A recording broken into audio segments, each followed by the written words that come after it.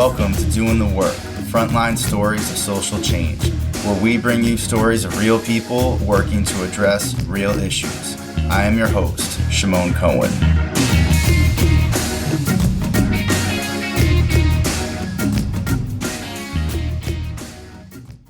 I'm excited to let everyone know about the Doing the Work collection in partnership with Things Social Workers Say. We've got hoodies, tees, mugs, and tote bags. Now you can rep the podcast you love while you're doing the work. Check out the link in the show notes and head on over to the store. Thanks for supporting this work. In this episode, I talk with Nicole Vazquez and Susana Victoria Parras about critical race theory in social work practice. Nicole brought the fire on episode 37, Critical Race Theory in Social Work, and I'm so excited and honored to have her back. Nicole is a critical race scholar, the former field director and chair designee at Cal State Dominguez Hill's MSW program, and currently runs Vazquez Consulting. She is a queer Afro-Latinx cisgender woman of Mexican American and Panamanian parents. Susana is a justice healing-based therapist in South Central Los Angeles, California, and a former school social worker. She is a mother, partner, daughter of Guatemalan immigrant parents, and on the path to liberation, healing, and restoration. Nicole and Susana cover so much in this episode. They talk about the micro-macro divide and how that separation is challenged by CRT.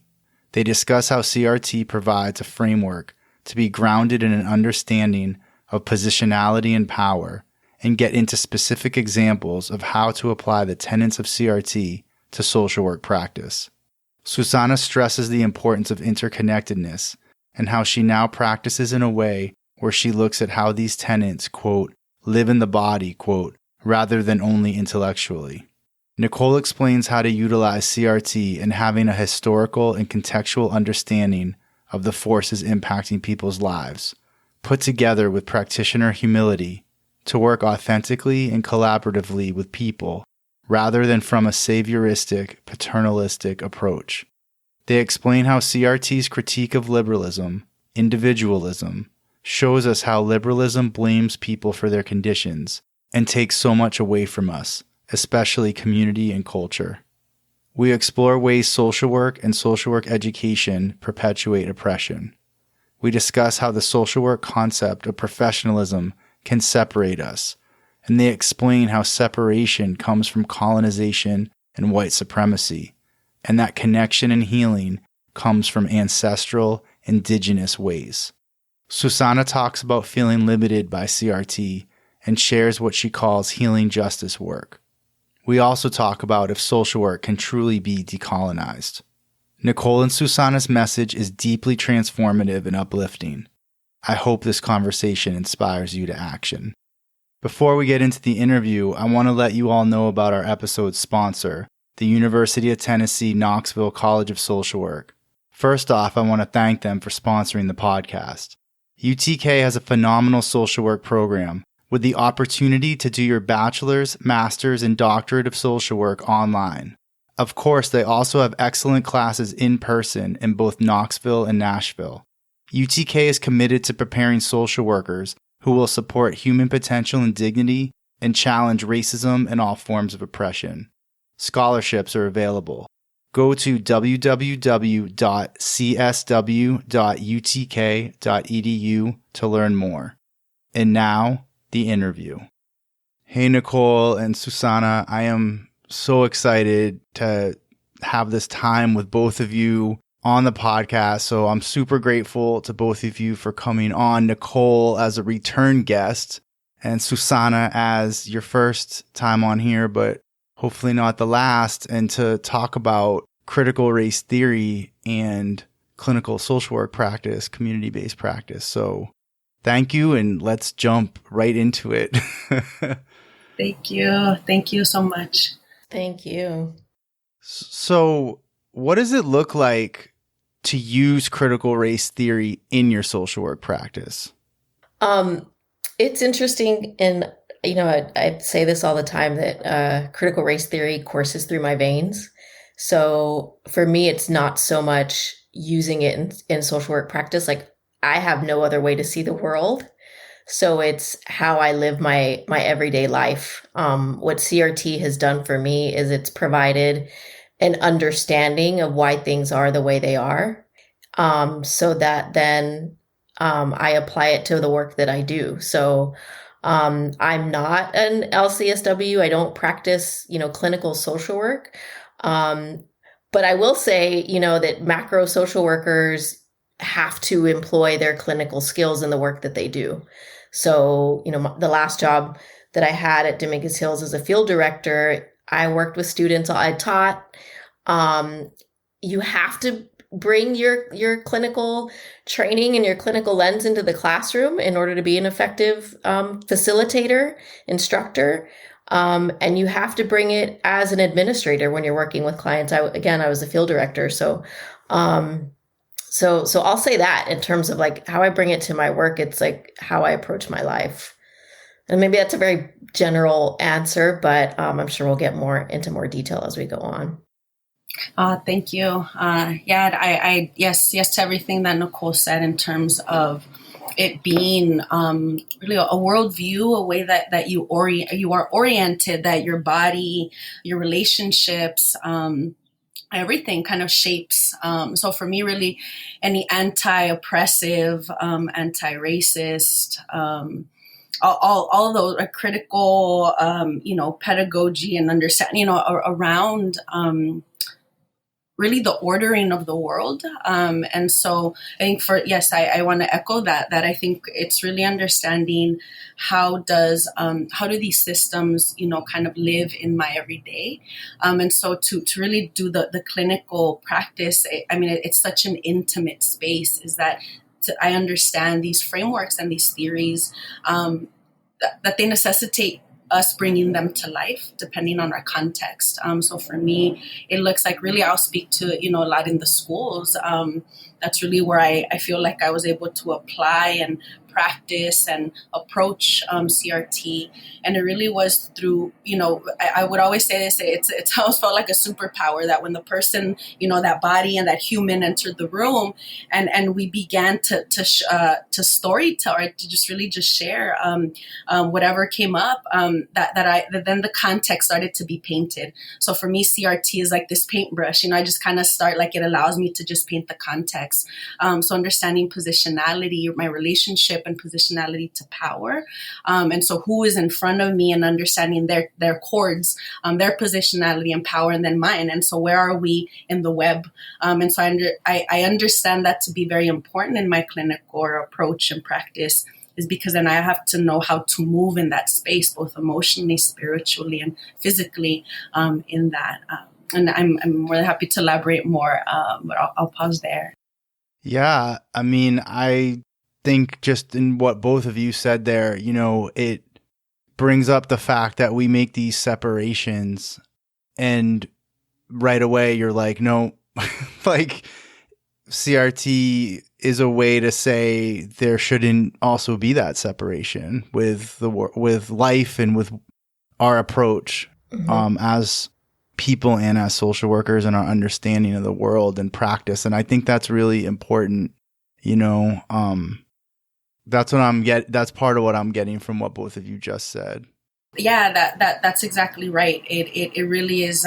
Even as Nicole, you were saying, the being macro oriented, right? It's even just that, the separation of I would be considered micro and you'll be macro. I never understood that, and I still don't. So for me, it's been unlearning those binaries and unlearning those categories, which I understand can be helpful for things, but for the purpose of this work and our conversation is that it's not, because it's all interconnected.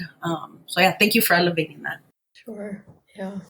I think for me too, the previous podcast with Dr. Abrams and myself, we went over the tenets, and this is, more about practice, but I think we can talk about how the tenets help to inform our practice. So, like when Susie's talking about unlearning and relearning, and divorcing ourselves from these binaries, that I think in order for folks to kind of start to think about how you integrate critical race theory, like what makes critical race theory so special and so different, right? It's like things like the tenets help to make us more effective practitioners. For example, the critique of liberalism, for me, what the critique of liberalism does is it helps me to question everything.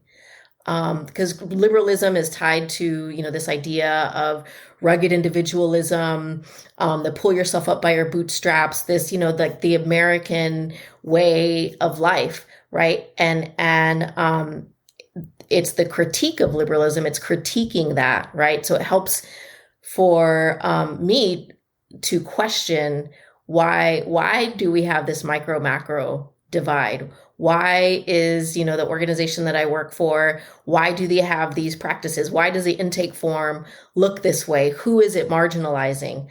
Because it's constantly, because we have a dominant narrative. What CRT allows us to do is to, bringing in another tenet, the tenet of counter narratives, it reminds us of the necessity to elevate people from marginalized groups, people who have, not people from marginalized groups, but people who have been individuals who have been marginalized and oppressed and continue to be. Yeah, Nicole, I agree with what you were saying just there, like 100%. I think that it's been really helpful for me to understand, to really start getting more into like what liberalism means. It's like CRT really brought that to the forefront for me. And once you start seeing it that way, it's like in the Matrix, I can't remember which color pill it is when like once you take it, like there's no going back, Yeah. I have to watch that movie again. I feel like I completely missed a lot. I think, the red pill or the blue pill? Oh my goodness, that's such a good question. But like once you take it, it's like, you can't go back. And I think that like, because I teach, right? And like one of the things that comes up is if I'm providing like historical context, right? Sometimes practitioners or students are like, okay, but what do I do with this? And that's part of what I wanted to really get into like in our conversation is like, let's start with that. Like, let's start with liberalism, right? And like, Susana, like you have this history of working in the schools and then you have your current private practice. So like, how does the critique of liberalism play out like in real life, practice for you? Yeah. I'll take another tenet, but I can come back to that just because my mind was already going with something around the tenet, but it made me think of even, I think one of the questions around like clinical practices and how they connect to CRT. I'm trying to recall that question, but it made me think of like, just like the storytelling, and I know it's like counter narrative storytelling, the role of storytelling, but that piece I think is so important. And I think now it feels like, well, everyone's story tells. So it also sometimes feels a little more diluted and like it kind of loses its essence, and but I think if just really remembering like what storytelling is for me, it's really vulnerability. It's nothing but vulnerability. And so when I think about, this tenet, it's so crucial, the importance of these counter narratives, but not just like as the person who has been historically marginalized, but really understanding what happens in that exchange, in that relationship, because we're all a part of this web, we're all a part of all of this. All of this touches me, it touches you, it touches Nicole, it touches all the folks that we teach at work and all, right? And so it's really that interconnectedness, of that relationship, that then when that is safe, and I don't think we need, one needs to be no CRT to create, safe, dignified space. I think that really can come in many ways, is that then these counter narratives start flowing, and through those really, because I had the frameworks of CRT here, and then I would hear the stories of the moms, of the students, of the kids, and so they would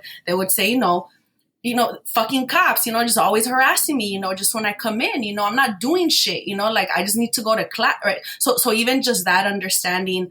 Well, there's a counter narrative right there. There's a refusal. There's a challenge, to a dominant kind of, and so for me, it's then understanding what is that counter narrative, and then how am I connected to it beyond just us two individuals in the world. It really just speaks to, like, it opens up the world, because their counter narratives and therefore a relationship really then speaks and puts a really big light on what's not okay, what doesn't work, which really begins to be, I think, more of the status quo practices or racism, white supremacy in all these spaces that just eventually creeps out. So for me, this the storytelling, but storytelling for what, and for who?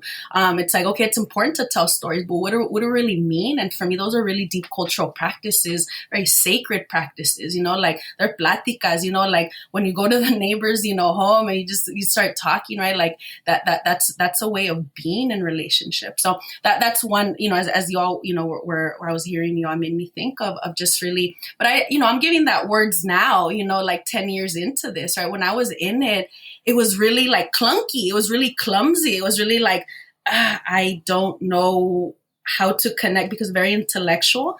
And so now for me, it's really more understanding how do these things live in the body, right? So how does the tenet of storytelling, right? How does that make me feel? What sensations come to, or even just hearing the critique of liberalism. So it's really centering the body, and I think really speaks to me in how I bring these tenets to life. Yeah, I think too what CRT does is, we go into whatever space, whatever interaction we have with another human being, and we have, counter narratives in mind. We want to elevate, but the tenets allow us to have some sort of foundation of understanding that person's lived experience. And what I'm hearing in what Susie said, Susana, when you talked about having, you said something about a dignified space. That just says so much there, right? You're coming into that space with humility, for one. So counter narratives isn't about, and Susana, you also talk about your positionality and how you come in with in a position of power, right? And that, and being aware of that and keeping that at the forefront of your mind takes a lot of humility, right? So you go into that space thinking, I'm going to center this person's narrative, their counter narrative, their story.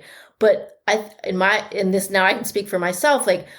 The tenets though help me to understand what, however this person identifies, how history has marginalized and oppressed people from, those groups. And I'm not articulating myself very well, but because I think that we have to check ourselves when we're coming in with the position of power. And the students that are out there listening, and educators and social workers, you come in and we choose this profession because we quote unquote want to help people, right? We want to help those people who have problems, who have been through trauma. I'm coming in with my education and I'm going to help you. So I'm going to listen to your story and I'm going to listen to your counter narrative, right? But what CRT does for me is helps me to understand that history and everything that comes with that person, all that history comes in with that person as they come into the space, in whatever space you're working with them in. So that's why humility is so key when we're doing this work, because then, I'm not someone in a position of power saying, I'm really going to listen to your story. I know, you're oppressed, and I'm going to go into those communities and help those people as the savior and to help them because I have something, to give you.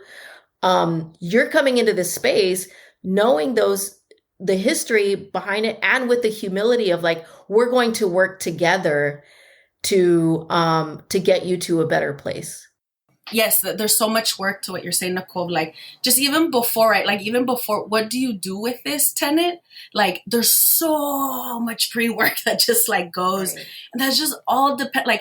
I can't answer how do you do or what do you do with this, because it just depends on so many things, right? So I understand I get the impulse, right? Because it really is a very deep curiosity, wondering and wanting to really apply and take this on. And also it's such a deep process. And I think that really also should be centered in the how to do CRT in practice. Feels very much about being in community with folks who are doing it, right? Because there's no one way, just like everything, it depends. It depends on everything. But to the critique of liberalism and how that how does one use it, or how do I use it? Well, already I'm like, okay, just the critique of liberalism, the focus on individual rights, right, or on individualism. So that in itself is that I have to understand that is the air that we breathe. That is part of the logic and the order of everything. So even in our field that is about care, because I also think our field is about carcerality. So that's why I say care in quotes, like that when that wants to be like the center, or that wants to be like what we're guided by.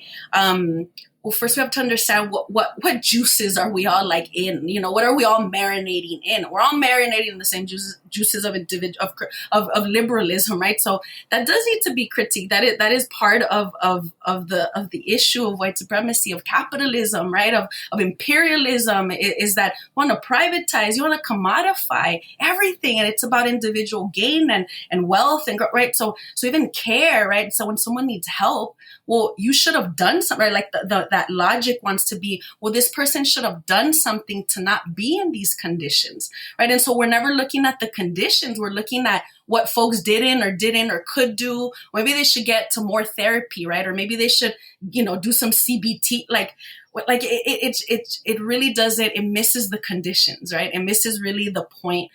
So all right. That's not even me talking to anyone. Like, that's me coming in with all this in here. Mm-hmm. And then literally, how does my body move when I understand that I'm already working in a school system that is centered and founded on liberalism and individualism and all of that, right? So it's like, it just is. And so if I already know the story, I already know how this story goes, right? Then I'm not fearful in how I move, because I know what's right, or not right. I know what is right. And so anyways, we can get all like existential to this, but I think it's just really that point of like, it just allow for your process to be on your timeline, because you really have to allow this to just trickle and go deeper and deeper and deeper and deeper. I'm so deep that I saw that CRT is also limiting for me, right? Like there's more, like that's one entry point. So I'll pause there. As Susana was talking, I was thinking too, that just that focus on individualism and the critique of liberalism and what that takes away from us, right? One of the questions that you had us kind of ponder, Shimon, was like, how do we decolonize this work? And for me, it's about going back to Indigenous ways of knowing, how the critique, how liberalism, like Susana was saying, like forces us to be individualistic, puts the blame on the individual. Therefore, when we think that way, then it's up to the one person to quote unquote right themselves, or to get help when, what is it? We are not islands amongst ourselves, like we need community to work together. And that's what liberalism does, is it actively works against that. So decolonizing is another word that's, unfortunately, I think being thrown out there. Because really, I mean, decolonizing, the classroom or institutions, that means we're not sitting inside the classroom. We're sitting outside on the grass. We're having conversations. We don't have grades. That's what decolonizing is. We really want to talk about it. So what does decolonizing look like, and how can we practice it? I think it is going to require us to go back to Indigenous ways of knowing.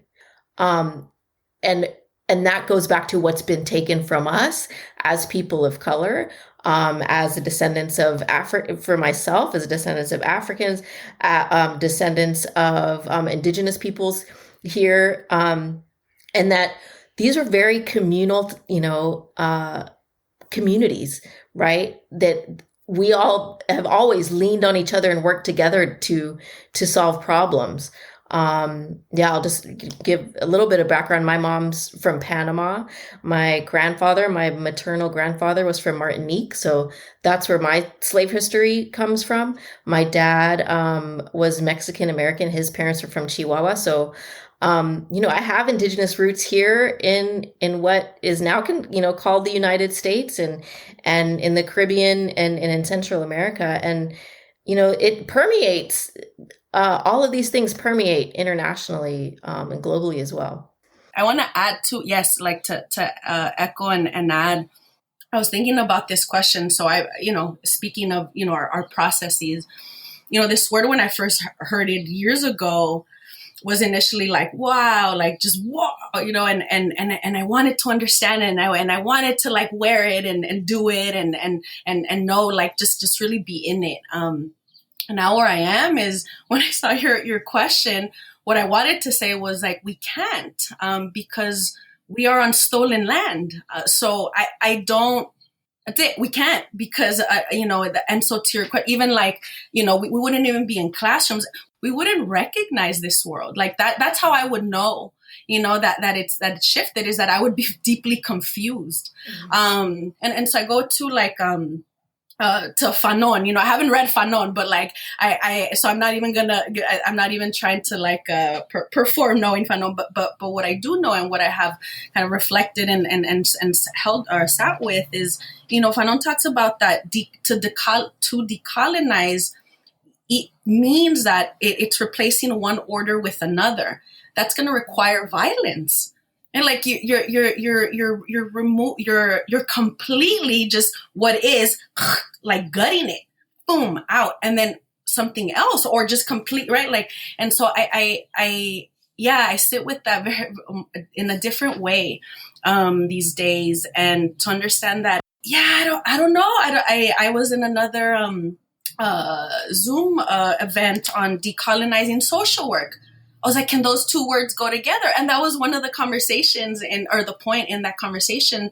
I think it was, Mimi Kim was speaking to from Cal State University Long Beach. They were also deeply like confused, like, I don't know, can these two words be together, decolonizing and social work? And so I love just the question. So I love elevating contradictions and asking questions, and that the questions can be guiding, and that we actually should be sitting with the contradictions, and it's not just one or the other. So I wanted to add all that. So thank you, Nicole, Thank you. Sorry, just really quickly, I wanted to co-sign on that. That shout out to Mimi Kim. Mimi's amazing. Mimi's been doing the work for a while, for a minute, before she was a social worker. Yeah. Mm-hmm. So sorry. Now go ahead, Shimon. No, I love that both of you like went straight to the decolonize question. It's because words get, language gets, vocabulary gets co-opted. It gets co-opted, and Susana already talked about how stuff gets watered down, and it's just the next thing to like grab onto, and then we still don't get anywhere. Yeah. So now I've started to then I say like, I'm a settler of color. Right? Like I am a settler of color. So someone who, the settlers came and took over the land, right? And dispossessed and killed. So I am that too. I am not native to, I'm on Tongva land. And even that name is for those who are not native to that, right? That's a very also watered down name for non-native folks, and so even just that of just sitting with that of like, I'm sure I could trace, through my parents, through Guatemala, and indigenous, but I think it's really important too, that just because I would be in the BIPOC category, that it also, the power just really, really does interesting, like, it works it's very dynamic. And so it's that I also inhabit and embody a lot of power in spaces. And so a settler of color being one of them is that I'm not native to the lands that I live and work on at all, far from it. But I want to be, I'm going to take care of them, and I'm going to honor them, and I'm going to treat them with dignity. Right. So it's very much about what's our relationship to the earth, to the land, right? To really, native ways of seeing the world, and then what's the quality of our relationships, and really in all our spheres. Because I come on here as a social worker, but I'm not bounded to that role by any. I'm much more than that, right? And so all these things feel really important to name. So yeah, thank you, Nicole and Shimon, for the question. Yeah, I mean, you just said so much that got me thinking that I'm trying to even figure out how to like articulate it all right now, because I was thinking about one thing, and then that part you said at the end, like not being bound to social work, like that resonates so strongly with me, because I've felt this pull at different times where people are like, I know people who it's like they are like they're like a social worker through and through, and like that's their full identity, and they've never questioned or doubted or regretted being a social worker. And like I do not feel that way, and I've never felt that way. For me, it's always been something that I'm like, I'm me first. Like I'm me first, and everything that means, which I can't fully put into words. And like social work was something I got into because like of the combination of like I had already been doing activism and like radical activism, and then it was like I started doing some social service stuff because it was like an extension of that, but it also was like a job, you know, and like we all need to have jobs. Mm-hmm. So it was like a job that could like fit my like worldview, you know. Yes. But like then, and I said this actually in a talk the other day, and I know this is more about me interviewing you all, but I'm just going to say this part. Please. Because I said this in a talk the other day. It was like, you know, I did like organizing and like activism and stuff before I became a social worker. And what social work education did for me was actually train a lot of that out of me. Yes. And train me in very oppressive ways that I'm like still unlearning. Mm-hmm. And so a lot of like what we're talking about, like what you two are talking about, is like all this work we have to do before we're even with people.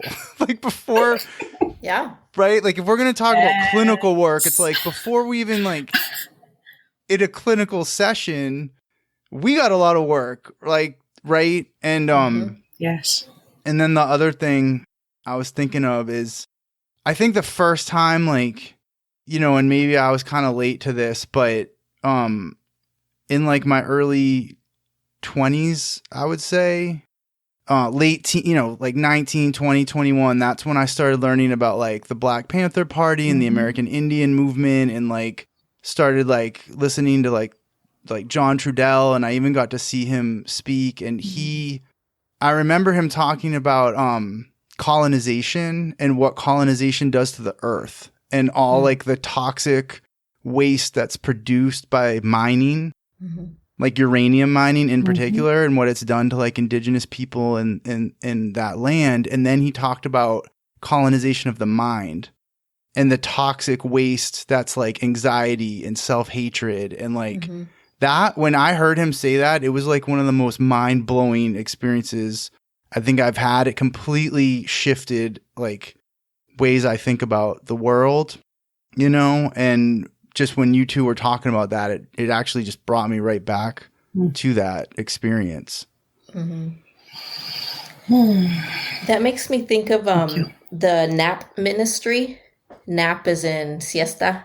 So I wanted to put that out there for folks who aren't. If you just Google NAP ministry podcast, that also just like helped to remind me, and it was a different way of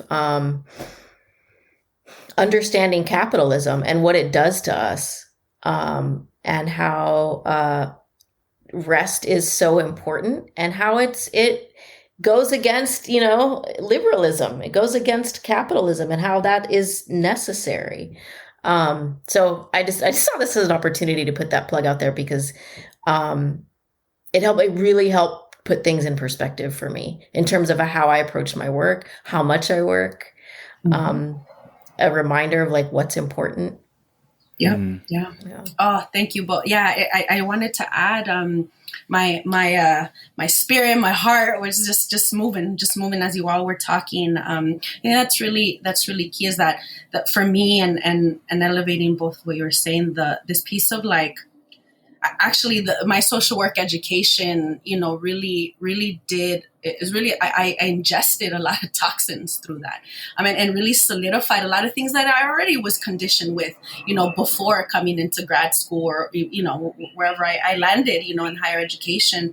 And so for me, it was also, you know, now and understanding again, CRT being one of many entry points, you know, to doing anti-oppressive, and really not just anti-oppressive for me is really then I'm not about reforming systems, right? I'm not interested in reforming. I'm not interested in substitutes. And so I understand that that may put me somewhere else in relationship to my colleagues, right? Because that's saying, right, that's really kind of to your point of like, you're thinking about decolonizing. We didn't even have institutions. And so for me, I remember saying it like early on, but not really understanding why in the depths of it. But like I came out of grad school knowing and then saying like, I need to work myself out of this profession. Like, that's how I know, like when, I don't know, some change, transformation, something, you don't need me, right? Or you don't need us through kind of the professionalized way, because I think there's a way that we come together because we're really offering care. We're really offering just a collective care that is so crucial to our existence, right? To our existence in institutions, to our existence in our homes, to our existence in anywhere that we are. And so for me, I love CRT, right? And I wear like, I was never a Girl Scouts or, did any of that, but like a badge, right? Like in that way of like, just like, of like, wow, yeah, like I really took my time with this. And what CRT led me to was like, I started just hitting hitting. I'm like, there's something else, and I need, and it was really that that none of this belongs to us. All the toxicity, it is not mine. It is not ours. And so when I think about healing justice work, that really kind of like incorporates, I think, a lot of these things that we're speaking to, then we're really getting, I think, to the root of a lot of this. And I appreciate, being in spaces where, no, I'm not, I'm not bounded to social work. Social work is a very harmful field, very deeply harmful. I have friends, right, who don't practice, right, and are deeply hurt and resentful and rageful at what these institutions and organizations have done, right? I'm interested right now where I am. I'm working outside of the institution now, and I worked in there for the time that I did, over a decade, is that now I'm understanding that I can help, kind of build some sort of kind of care for social workers who are still in systems, who their health, right? This field takes people's health. Like, it takes away people's spirit, right? Like, you can't tell me, like, folks who work as child social workers, right, as protective services, like, yeah, there's some that stay, right? But that's not the majority, right? And so for me, like, there's a crisis we have in our field of how deeply unhealthy and harming, these environments become. So rest, right? Collective care, just all those things that seem so basic, but actually challenge everything. So thank you. I love how, we start with, like, at least I had this intention of like clinical practice, and immediately it's like, okay, we're not going to do that separation, and then we're in this deep conversation about like decolonization and abolishing all institutions. And I love it. And part of what I'm thinking about is like, so what are the conversations when you're practicing that bring all this together, look like, right? So like, back to your example, Susana, when you've got a student comes in and is like, the effing cops and all that, what is that? How do you create that space? Because you actually, and Nicole picked up on this, you said something about creating safety with dignity, but for you to do that, you had to do a lot of work to even get to that point. So that this person knows that you see their full humanity and their dignity, that they're even going to talk to you like that. Yeah. Yes. Oh, you said it, like seeing just their deep humanity. I think that's so much, so something, I would love to somehow write about it more, talk about it more. But for me, therapy is just a phenomenal, magical healing space, because for me, and I try to somehow express this to folks that I work with. But I don't think that it will come through in the same way. But I really, when I come into session, like, I am deep, like my soul is like touched and moved, right? Like, and so, and I think that's a pretty like, a common experience. And what for me specifically, it's because I don't see myself apart from or disconnected from, kind of to not an island, right?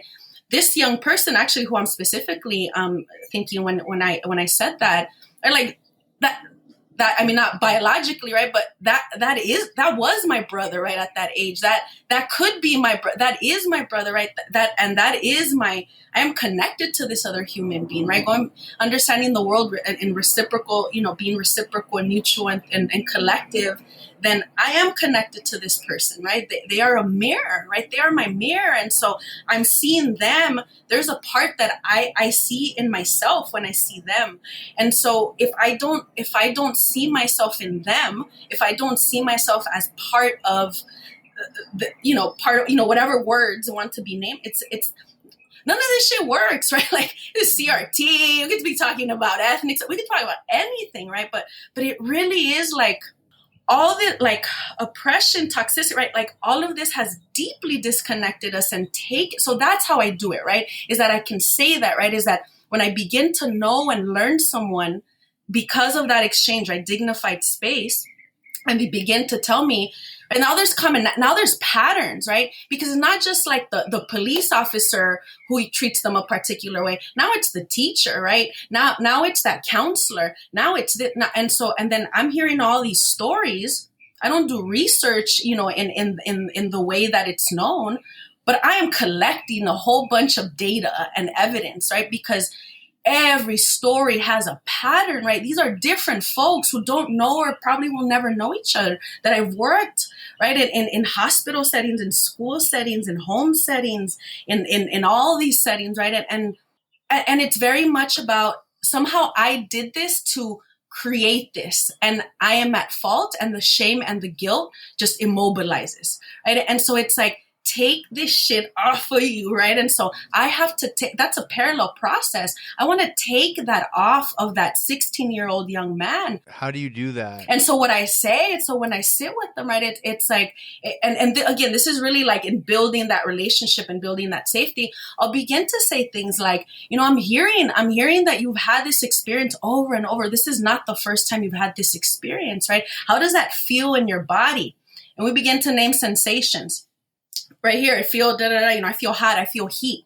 And then we name that heat. And now we're like, okay, that heat, what is it trying to tell you? Right? And then it'll come out. I shouldn't trust them. Okay, that's a story that you're living from, right? That's a story. Let's identify that story. And when I say name that story to them, what I mean is let's identify the dominant narrative, right? So racism as ordinary. There's the tenet, right? Like racism as ordinary right there, because they're telling you that at every corner, there is a constricting experience for them. It is not expansive to be in relationship with these folks at school. It's constricting. So constriction, we are defending. We're getting ready to do something because this doesn't feel safe. So then I say that, and I say, I notice that you can speak about that here, right? What allows for that? What allows for that?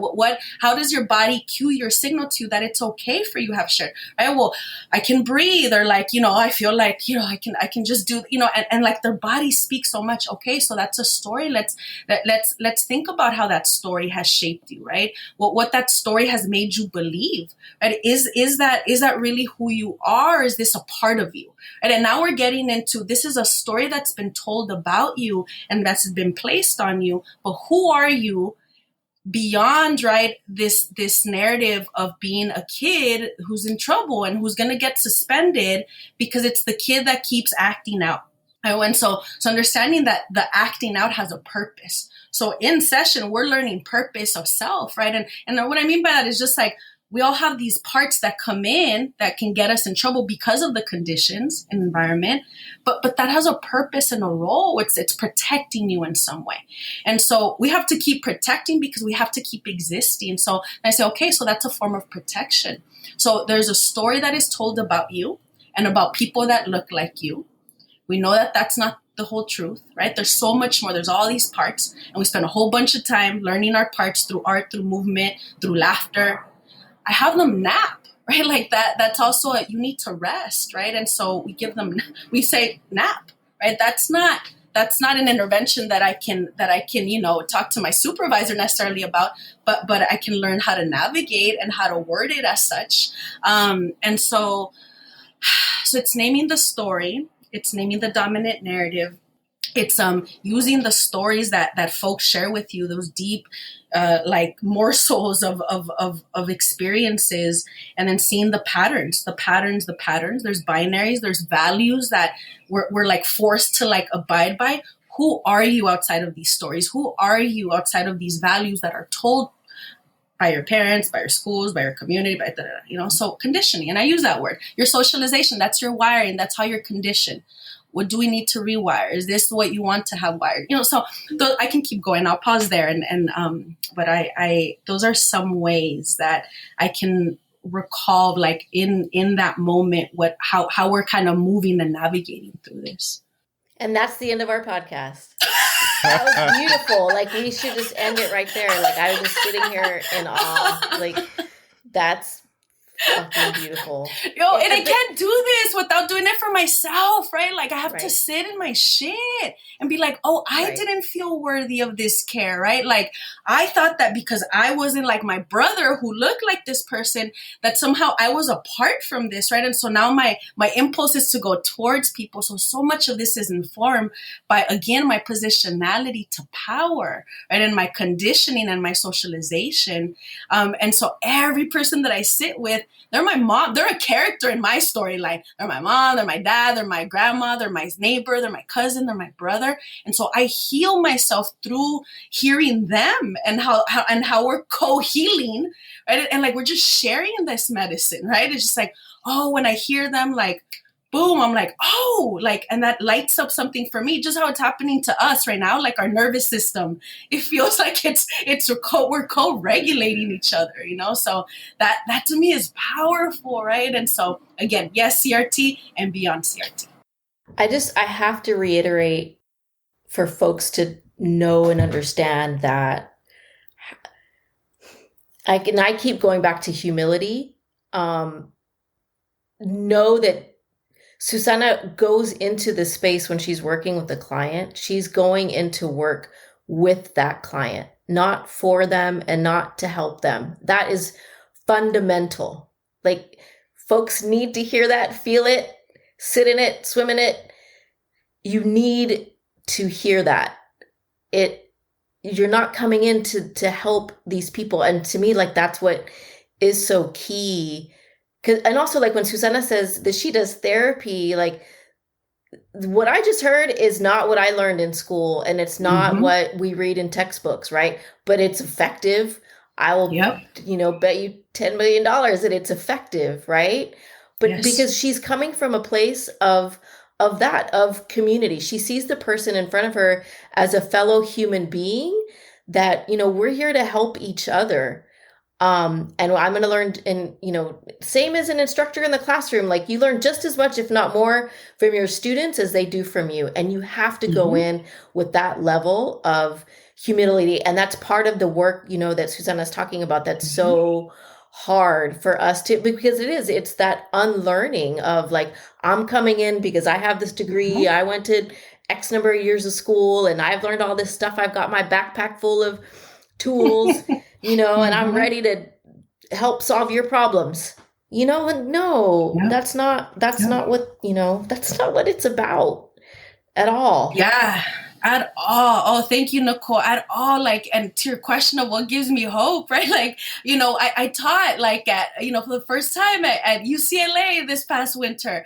Like, that class gave me so much hope. Like, all those students, and I hope they listen, like, oh my gosh, like, because it's that, right? Like what we're saying. Thank you, Nicole, for that. It's, because I went in there, like, my partner, he says, like, I know some shit, right? Like, but because I know what I know, I also know that I'm not shit, right? I ain't shit and I'm the shit, right? Like, that it's both at the same time. It's like, because we learn so much, like, damn, I don't really know that much. It's like, it feels like that paradox, right? That the more you know, the less you know, type of thing. But it really speaks to that humility, I think. And it really just begins to kind of, like, the shit just begins to, like, crumble, right? Like, what no longer, like, all this conditioning that really forms every single part of us, right? Our desires, right? Like, white supremacy, capitalism form our desires, right? Who we're attracted to, who we spend, everything, right? Everything. Yes, we can connect everything to all of this, right? Is that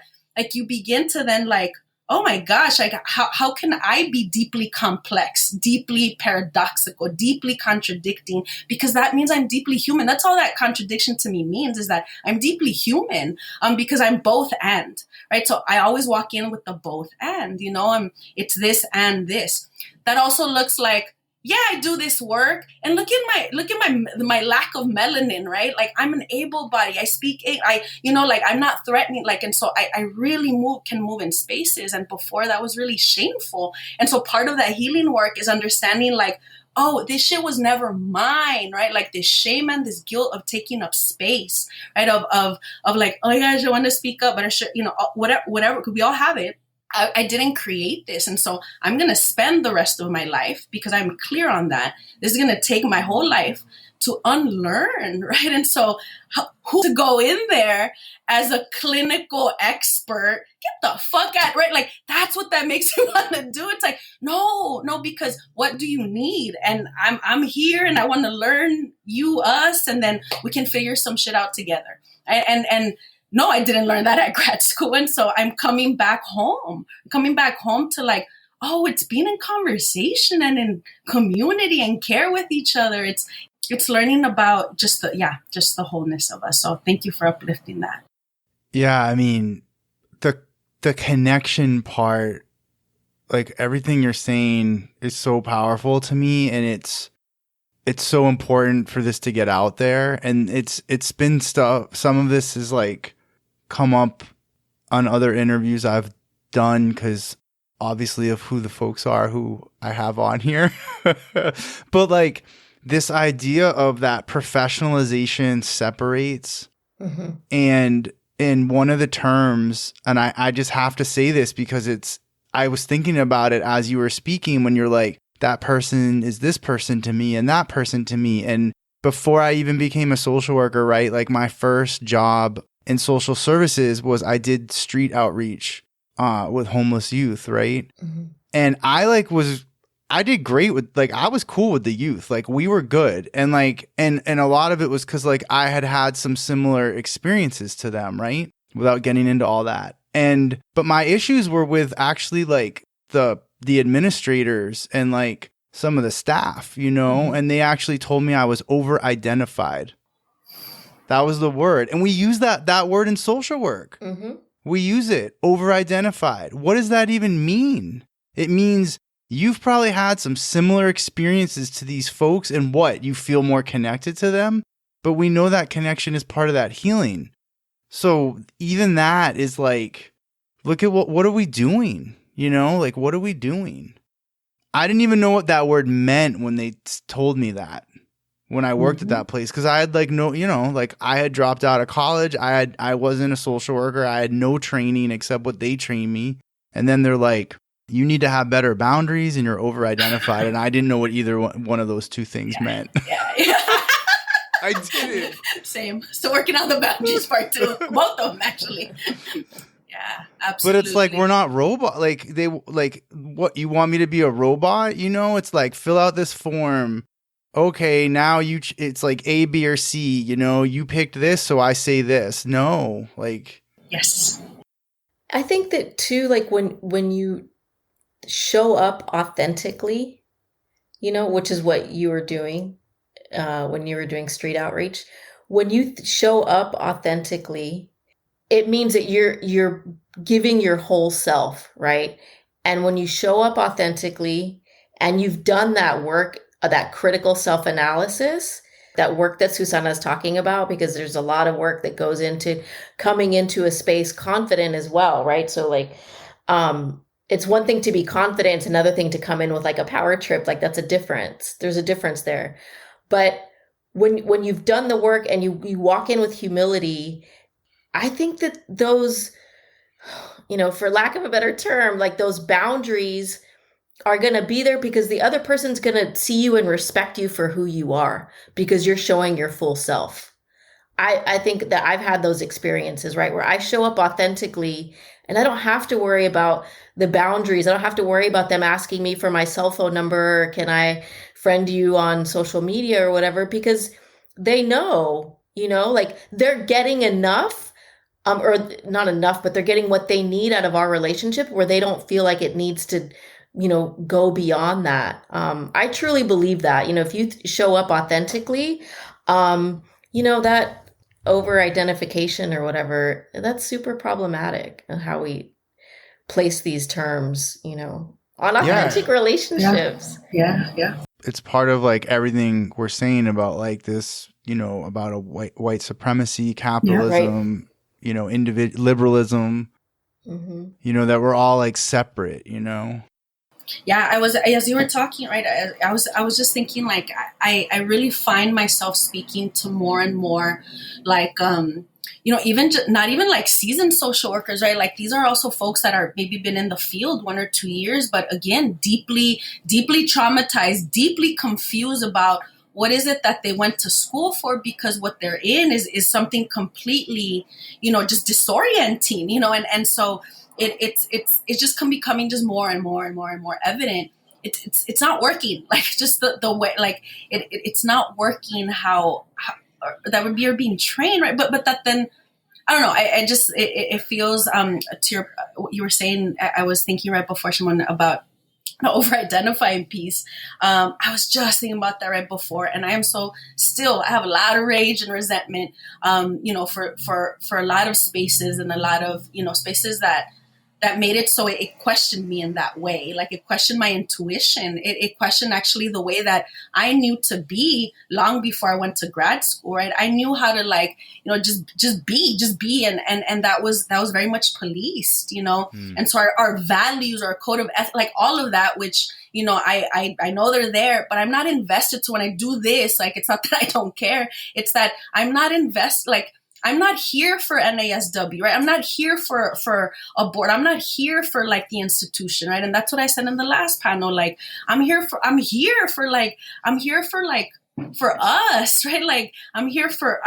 you. I'm here for me. Like, because that's where it feels like where it's at. So, like, I really want to say that was part of what gave me hope in this class, where I would speak to this, right? Like, what kind of social worker do you want to be, right? What values do you want to be aligned with? Because our social work values and the ways that we're policed in them, they're very much white supremacist traits and characteristics. And so we did this in our class where we're like, let's look at white supremacist traits and characteristics.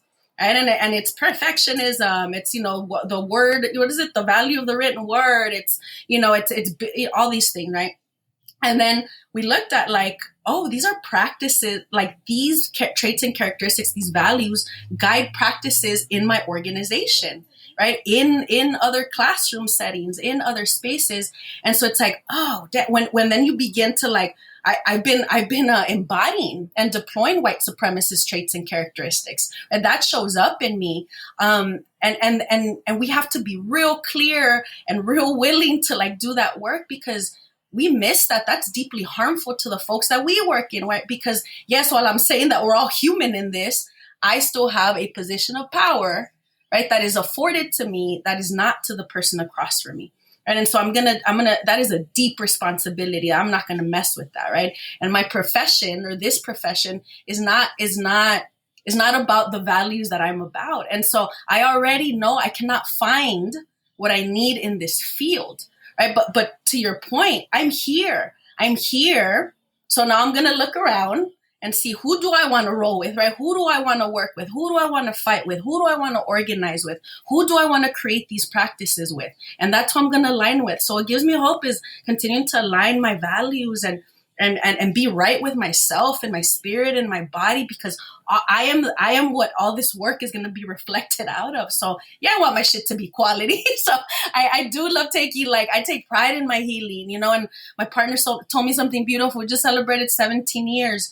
He's like, I don't take your healing for granted, right? Because because also my healing has also allowed for deep humanity in my relationship, right? Where I've been able to forgive myself and forgive, right? And really be, all the things we hear about abolition. I'm like, oh shit, that shit's showing up. Like I'm practicing some abolitionist values without necessarily identifying as such, because I'm also not going to claim that just because it's the latest thing to do.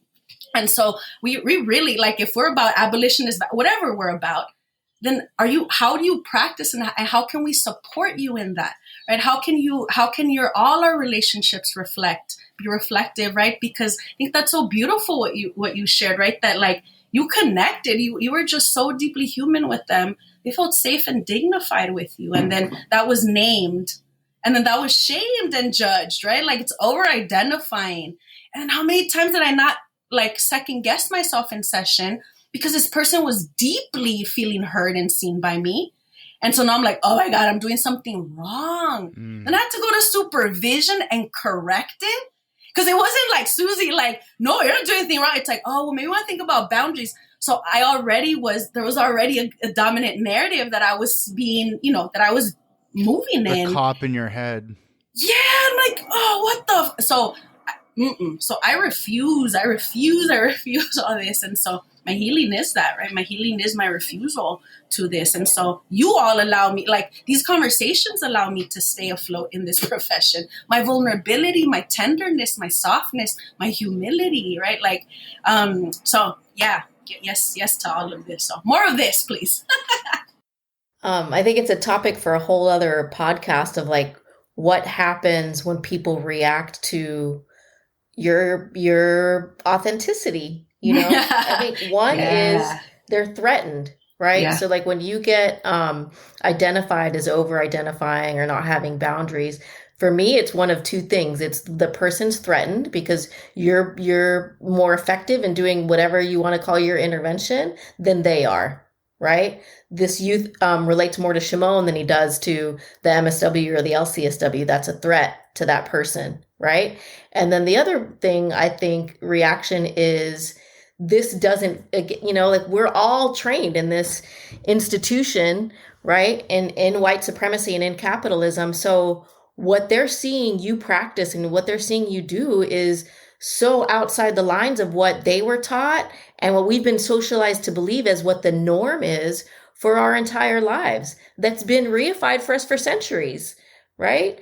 And that's scary. I mean, that's the other thing I think that what CRT helps me with is it helps me to understand the history. So then therefore I can understand people's behaviors.